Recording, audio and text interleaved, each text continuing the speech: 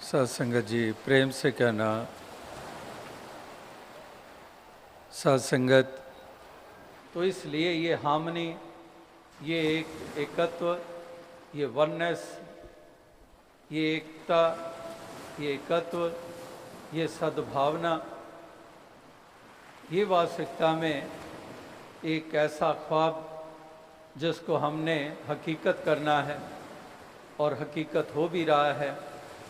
जहाँ जहाँ पर ऐसा विवेक कार्य कर रहा है, जहाँ पर ऐसी एनलाइटनमेंट काम कर रही है, जहाँ पर ऐसी अवेयरनेस काम कर रही है, जहाँ पर ऐसी जागृति काम कर रही है, जहाँ पर गुरु पीर पैगंबरों को टीचिंग्स को अपना लिया गया है, वाकई वहाँ पर ये स्वप्न हकीकत होते भी नज़र आ रहे हैं। तो इसलिए गूंजे गगन में, महके पवन में, हर एक मन में सद्भावना कि इस गगन में गूंजे, पवन में महके, हर एक मन में हो सद्भावना। तो यही एक सद्भावना, हम इसको मजबूत करते चले जाएं, यही एक प्रार्थना अरदास है। ये अनेकता रहेगी, ये डाइवर्सिटी रहेगी और ये खूबसूरती है। दास अरसे से यही बात करता आ रहा है कि ये डाइवर्सिटी एक खूबसूरती है, लेकिन हमारी असहनशीलता और हमारी घृणा और नफरत ने इसी खूबसूरती को अभिशाप बना दिया है, एक कर्स बना दिया है। ये अपने आप में कितनी खूबसूरती है, अनेकता, अनेकों भाषाएं। जैसे आज भी यहाँ पर इस समागम पर अनेकों भाषाओं वाले उपस्थित हैं, हर प्रांत वाले उपस्थित हैं, ये अनेकता है। इसी प्रकार से अनेकों हम रूप देखते हैं अनेकता के, तो ये खूबसूरती है। ये कायनात जो हम देखते हैं, यूनिवर्स हम देखते हैं, कितने प्लैनेट्स हैं, कितने स्टार्स हैं, तो एक दूसरे से कहीं मिलते नहीं हैं। यही एक खूबसूरती है। चांद का रूप सूर्य जैसा नहीं है, सूर्य का आकार जुपिटर जैसा नहीं है। All planets are different. None is alike. This is the beauty of creation, which is of God Almighty. We have mountains, we have deserts, we have oceans, we have rivers, we have streams, we have greenery, we have flowers. So there is so much diversity in this creation itself, and that's what we see in mankind too. So it is a blessing, and we have not to make it a curse.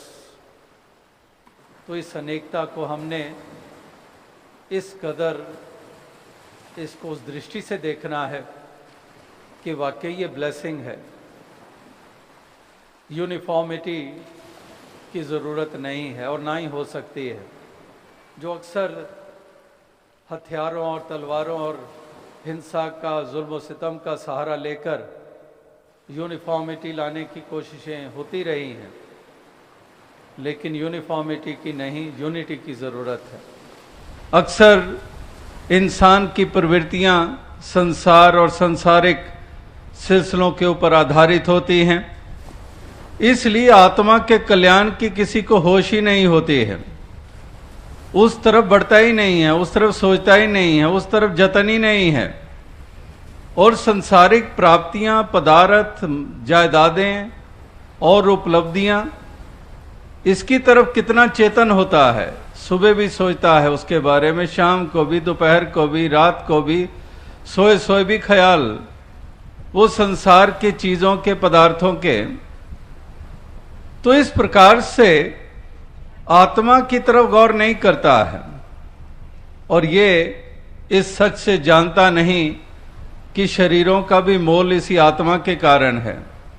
जब भी ये आत्मा नाता तोड़ देती है शरीर से, फिर तो या मट्टी में दबा दो, या फिर अग्नि को समर्पित कर दो, या फिर इसी प्रकार से पड़ी हुई है देह और पंछी ही मांस नोच नोच ले जाते हैं। तो इस प्रकार से आत्मा के उद्धार की तरफ ध्यान नहीं जाता इंसान का। तो ये कलयुग की बात नहीं है। हर युग में ऐसी आत्माएं रही हैं जो उनको इतना अमोलक मनुष्य जन्म मिला भी, लेकिन इस जन्म का कोई लाभ नहीं उठाया और इस प्रकार से आत्मा का उद्धार नहीं हुआ, मोक्ष और मुक्ति की पात्र बनी नहीं, अपने आप से ही अनजान रही, अपने असली अस्तित्व से अनजान रही। वेल ऑफ इग्नोरेंस, एक अज्ञानता का पर्दा जो छाया हुआ, वो पर्दा हटाया नहीं। पर्दा हटा नहीं तो सन्मुख हुई नहीं अपने मूल से। अज्ञानता का ये पर्दा छाया हुआ है, ये जब तक हटेगा नहीं तो हकीकत से सामना नहीं होगा। तो इसलिए हर आत्मा ने ये अज्ञानता रूपी पर्दा हटाना है।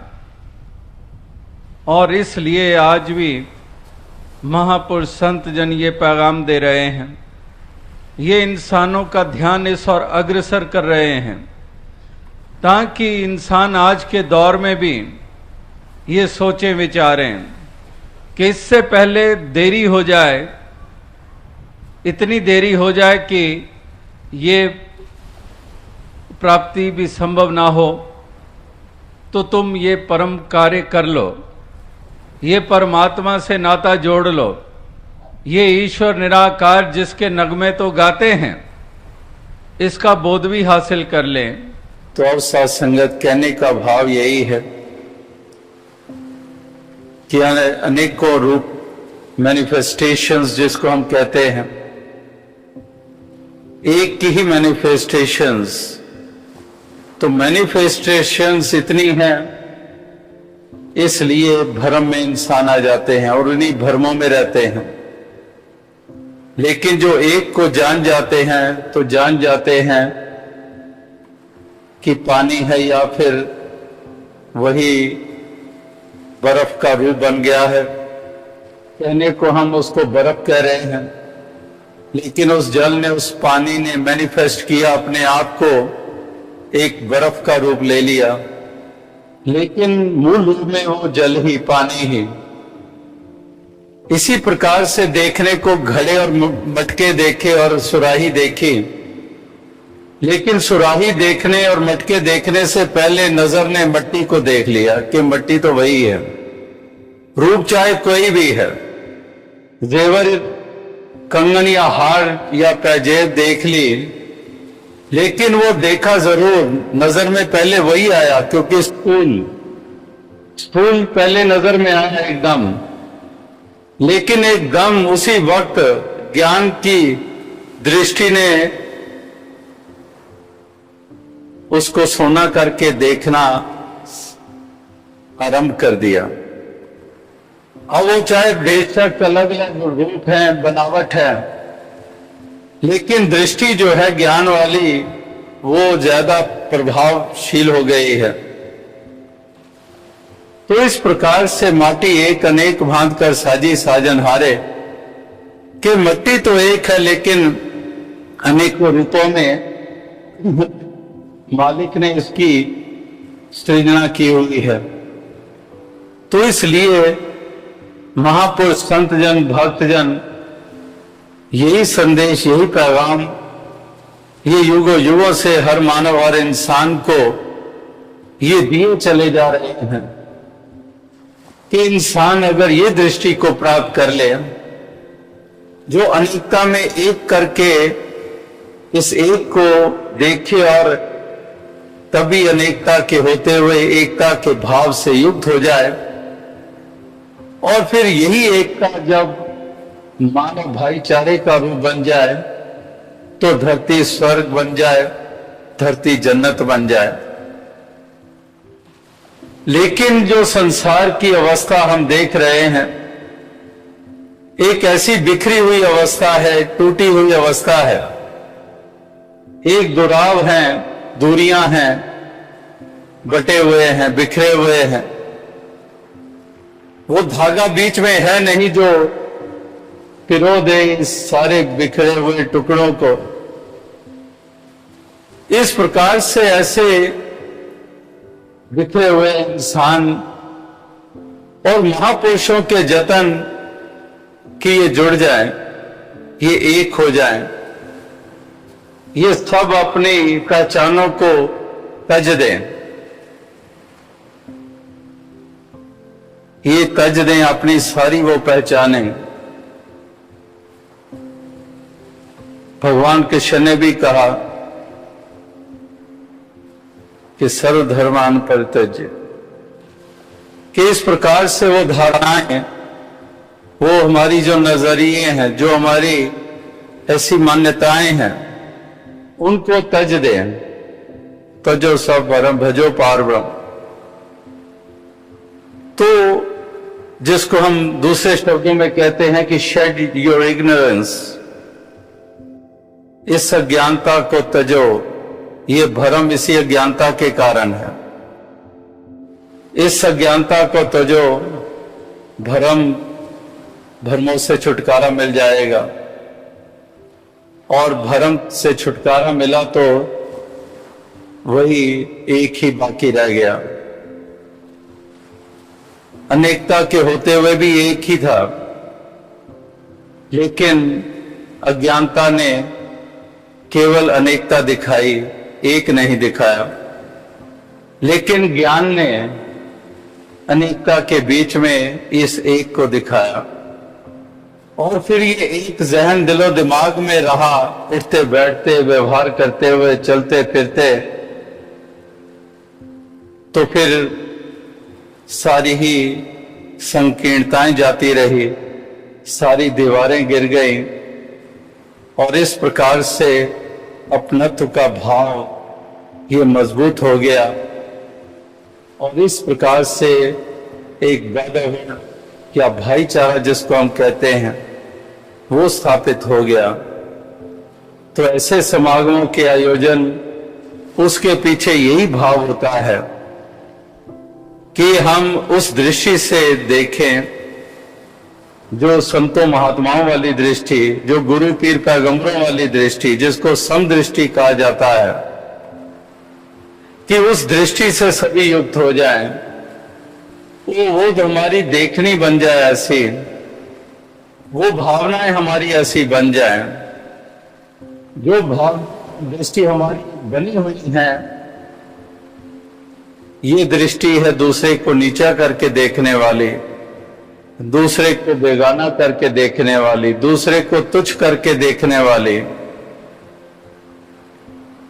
और कदम कदम के ऊपर दूसरे को छोटा होने का एहसास कराया जाता है, क्योंकि खुद उसको छोटा मान रहा है। इसलिए बार बार दूसरे को छोटा करके संबोधित करता है और छोटा मानकर चलता है। ये उसकी प्रवृत्ति होती है, ये उसकी एक मानसिकता होती है, ये उसकी एक अवस्था होती है।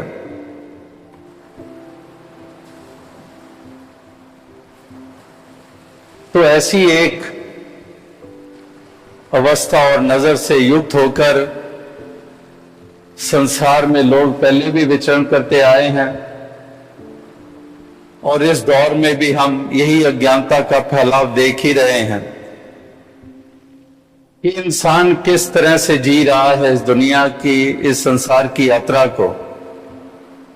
ये किस प्रकार से इसके आव भाव हैं, किस प्रकार से इसकी चाल है, किस तरह से इंसान इस धरती पे कहर मचा रहे हैं कि एक पल भी बिताना इंसान के लिए ऐसा महसूस होता है कि राहत के बगैर है। राहत भरे पल ये महसूस नहीं होते हैं। महापुरुष संत जनों ने जो योगदान दिए संसार को, वो राहत देने के रूप में थी। संसार ने तो घुटन दी और महापुरुषों ने राहत प्रदान की। तो इसलिए महापुरुषों का संग, महापुरुषों की सोच, महापुरुषों की भावनाएं, इन्हीं को अहमियत देने के लिए महापुरुषों ने प्रेरणाएं दी हैं। धर्म ग्रंथों में भी यही कहा गया है कि हम उन पहलुओं को विशेषता दें जिनको गुरु पीर पैगंबरों ने विशेषता दी थी, जिनको उन्होंने अपनाया हमने भी वही अपनाना है। जिस तरह की दृष्टि उनको मिली थी उसी दृष्टि से हमने भी देखना है। इस प्रकार से अगर यही अनुकरण अनुसरण हो जाए तो इंसान देवता हो जाए और देवता क्या प्रभु का रूप हो जाए। यही एक चाहत लिए हुए महापुरुष संत जन वो संसार में समय समय पे विचरण करते आए हैं और संसार को ये जागृति देते आए हैं, ये एहसास कराते आए हैं। तो आज भी इस समागम पर दिल्ली में आप सभी उपस्थित हुए हैं, यही संदेश लेकर, यही पैगाम लेकर कि हे मानव, तू जागरूक हो जा, तू इस गफलत की नींद से उठ जा, तू इस प्रकार से भाईचारे की भावना से युक्त हो जा। जैसे कहा कि एक परिवार में पैदा होकर भी दूरी की अवस्था, कि चाहे वो खून का रिश्ता होता है, दो we are born as brothers but we have to strengthen the feeling of brotherhood. कि एक तो वो है जिनको हम कहते हैं कि ये मेरी बिरादरी का नहीं है, जिस माता पिता से मैं जन्मा हूं उस माता पिता से नहीं जन्मे हैं, तो उसको कहते हैं कि मैं अलग हूं, वो अलग है। लेकिन यहां पर वो एक अवस्था का जिक्र हो रहा है कि एक ही माता पिता से पैदा हुए और भाई के रूप में ही वो रिश्ता बन गया जन्म के साथ। लेकिन इतना ही काफी नहीं होता है। अगर इतना ही काफी हो तो भाई भाई से कब टकराए, क्यों झगड़े? तो उसके लिए वो भाई वाली भावना, वो दर्द वाली भावना एक दूसरे के लिए वो बहुत जरूरी होती है। तो इसलिए वो ब्रदरहुड वाली फीलिंग्स को नर्चर करना होता है, उसको मजबूत करना होता है। तो इस प्रकार से संसार में भी अगर भाईचारे की बात हो रही है तो वहां पर भी वही मेहनत की जरूरत, उसी दृष्टि की जरूरत, उन्हीं भावों की जरूरत।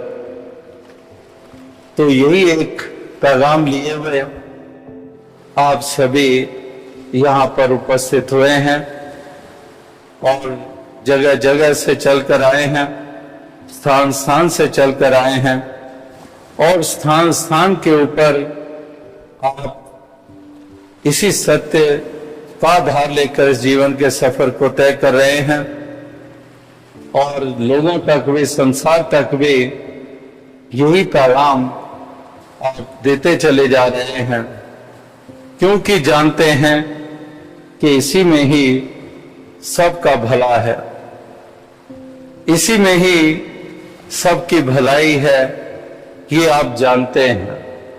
संसार ऐसी नादानी में विचरण कर रहा है, इसलिए वो जानता नहीं है कि भला किस में है और बुरा किस में है। इसलिए वो ठोकरें भी खाता है और वो इंसान के रूप में पैदा होकर भी एक नीचे दर्जे का बनता चला जा रहा है, क्योंकि उसको जागृति नहीं है, उसको एहसास नहीं है। लेकिन जिनको जागृति है, एहसास है, वो इस प्रकार से वो विचरण करते हैं और साथ ही साथ औरों को भी वही दिशा देते हैं, उसी दिशा की तरफ औरों का मुख मोड़ते हैं कि इंसानों इस प्रकार से ये नजदीकत कायम कर लो कि ऐसी नजदीकत कायम हो जाए कि बीच में कोई फासले ना रह जाए। आज भी महापुरुषों ने जिक्र किए कि पहुंचने को चांद तक भी पहुंचे, सितारों तक भी पहुंचे, लेकिन हम अपने नजदीक वालों के पास नहीं पहुंच पाते हैं। वहां पर हमारी दूरियां बनी रहती हैं। जैसे वो शायर का शेर भी 10 अरसा पहले, कई बरस पहले वो दोहराया करता था कि दूर की दूरियां तो मिट जाएंगी, लेकिन नजदीक की दूरियां, इनको कैसे मिटाया जाए। दूर की दूरियां यानी कि चांद कोई नजदीक तो नहीं है, सितारे कोई नजदीक तो नहीं है, या फिर एक ही धरती पे एक पॉइंट से दूसरे मुल्क में कहते हम 7 समुद्र पार जा रहे हैं, हम कनाडा अमेरिका जा रहे हैं, हम जापान जा रहे हैं, तो वो फासला दूर है, हजारों किलोमीटर का फासला है। तो दूर की दूरी तो मिट जाती है, वहां हवाई जहाज पे बैठते हैं, पहुंच जाते हैं, वो जो दूरी थी वो मिट गई, उस जगह पे पहुंच गए। लेकिन नजदीक की दूरी, ये कितनी भारी, कितनी बोझल महसूस होती है। बहुत एक ऐसा बड़ा काम महसूस होता है कि ये तो बहुत बड़ा काम है, ये तो बड़ा मुश्किल काम है, जैसे कोई पर्वत पे चढ़ना हो। तो दूर की दूरी तो समाप्त हो गई, लेकिन जरूरत इस बात की है कि नजदीक की दूरी समाप्त हो। तो ये नजदीक की दूरियां ही हैं, हम नजदीक ही हैं। परिवार से शुरू करें तो परिवार तो नजदीक है ही है फिजिकली, और फिजिकली अगर हम और देखें तो अगर इसी एक धरती पे सारे रह रहे हैं, जन्मे हैं, इसी धरती पे विचरण कर रहे हैं, तो यानी कि एक प्लेनेट के वासी हैं, तो फिर भी हम उस रूप में फिजिकली साथ ही हैं, करीब हैं। लेकिन एक ही धरती के बाशिंदे होने के बावजूद किस तरह से इंसान बटा हुआ है, किस तरह से इंसान और इंसान में ये दूरियां हैं। तो जो वननेस के ऊपर जोर दिया जा रहा है, जो मिशन का नारा अरसे से है कि एक को जानो, एक को मानो और एक हो जाओ, ये एक, इस एक को ही जानना है, और एक को एक करके फिर मान लिया जाता है, और फिर एक हो जाना संभव हो जाता है, फिर एकता के सूत्र में बन जाते हैं। तो फिर बाकी और क्या फिर गुंजाइश रह जाती है।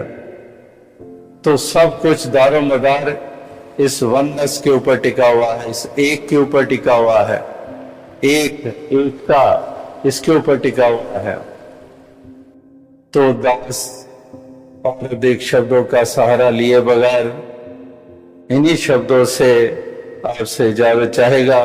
दास संगत जी, धन्य।